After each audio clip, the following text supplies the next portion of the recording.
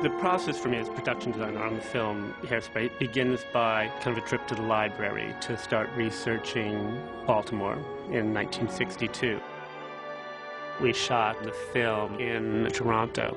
There is a kind of spirit to the architecture here and to some of the specific neighborhoods here, that even though it was in Baltimore, it was the Baltimore of Hairspray. David Berkman did an enormous amount of research of the era and of Baltimore at that time. The streets of Toronto will be unrecognizable on film. We've created our world, and our world is a world that allows you to sing and dance. I will definitely have that salmon color coming in, and lots of the wood. The most important thing, I always think, is to be inside the director's head. Adam very much did not want this to look at all like a Broadway musical. He didn't want the look to be exaggerated in any way. He wanted a very real world. I'm ready to go. The rats on the next. So stop for a second. So then we cut around, we see the rats, a shot of the rats. The commercial exterior was definitely the hardest of the set, and only because there were so many pieces to that puzzle. There were roughly 60 exteriors which had to be converted to Baltimore circa 1960. Hi, Dad! Hi.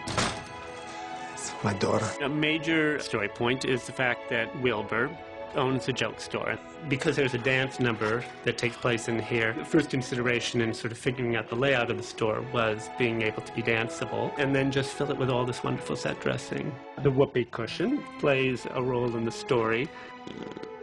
Daddy! It wasn't me. I had to improvise a bed out of something. You've got your vomit, which also is known as glop, and I think that's called doggone it.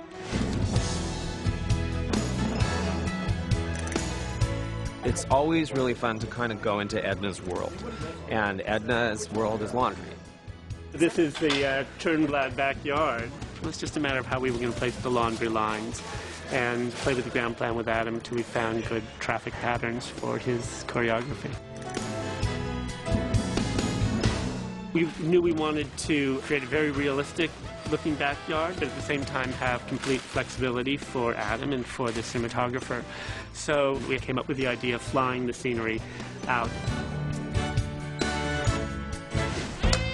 And now, broadcast live in front of a live studio audience. What we're looking at now is the Corny Collins show as it's been put together for the Miss Teenage Hairspray competition, because the story is really about looking toward the future or decorating it with our sort of space-age design elements, the Sputnik light fixtures, the rocket that Tracy arrives on. Adding some sparkle, but keeping it very much the same world of Corny Collins and the same world of our film, which is a very sort of naturalistic, honest feel. Every film has different requirements. This had the added requirement of dealing with choreography. The floor itself was very important. You have to worry about how the dancer's feet moves on the floor. You have to worry about how the floor sounds under their feet.